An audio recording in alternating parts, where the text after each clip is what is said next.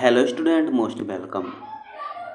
तो चलिए लिखेंगे रामधारी खंड 1 के प्रतिलेखन संख्या 15 का डिक्टेशन। डिक्टेशन लिखने से पहले इसमें आने वाले कुछ हार्ड वर्ड और वाक्यांश की आउटलाइनों पर एक नज़र डाल लेते हैं। यदि आपको इसका पीडीएफ चाहिए तो आप हमारे Telegram channel short hand with Vivek से इसका पीडीएफ भी डाउनलोड कर सकते हैं। टेलीग्राम चैनल तक पहुंचने के लिए इस वीडियो के डिस्क्रिप्शन में लिंक दिया है, या आप टेलीग्राम पर सर्च करेंगे शॉर्ट हैंड विद विवेक तो आपको आसानी से मिल जाएगा। चलिए लिखेंगे इसका डिक्टेशन। डिक्टेशन की स्पीड लगभग 60 से 70 शब्द पर मिनट रहेगी। तो चलिए डिक्टेशन स्टार्ट करते हैं 5 सेकंड बाद।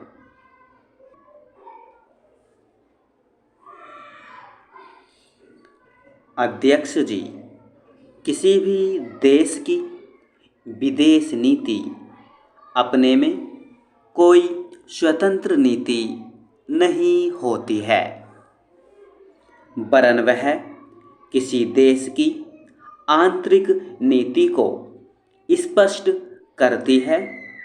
उदाहरण के लिए हम अमेरिका को ले सकते हैं। उसने अपने यहाँ अधिक अन्न पैदा किया और जब उसके पास अनजान फालतू बच गया तब वह अपने बकाया अनाज की बिक्री के लिए ऐसे देशों की तलाश करने लगा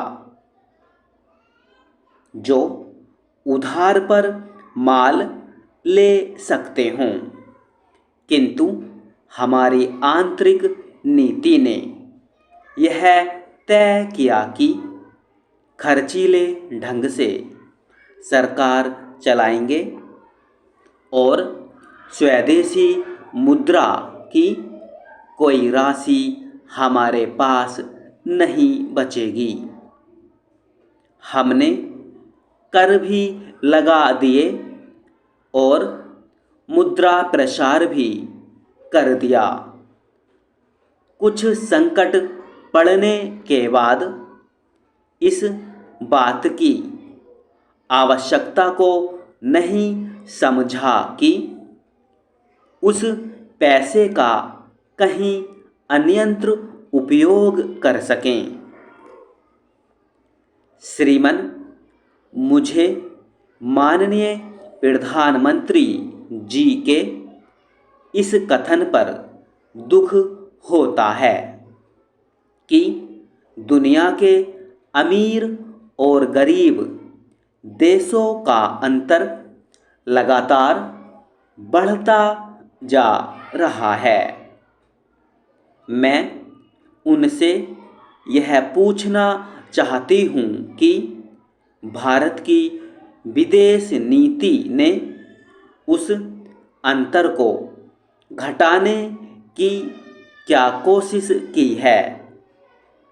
क्या भारत सरकार ने कभी दुनिया की पंचायत में यह कहने की हिम्मत की है कि बालिग मताधिकार के आधार पर यूएनओ का चुनाव होकर एक संसद बनाई जाए? और क्या आप में यह देखने की हिम्मत है कि फौज के हिसाब से कर लगाकर एक विकास का खाता खोल दिया जाए? जो देश विकसित हैं उनके मजदूरों का 1 घंटा हमारे देश के मजदूरों के 100 घंटों के बराबर माना जाता है, क्योंकि उनके पास साधन हैं। इसलिए यह अंतर और भी बढ़ता चला जा रहा है। किसी देश के अंदर आंतरिक नीति में अमीरी और गरीबी का अंतर बढ़ता चला जा रहा हो और वह दुनिया के देशों में विद्यमान अमीरी और गरीबी के इस अभिशाप को समाप्त करेगा। यह समय आने वाली बात नहीं है।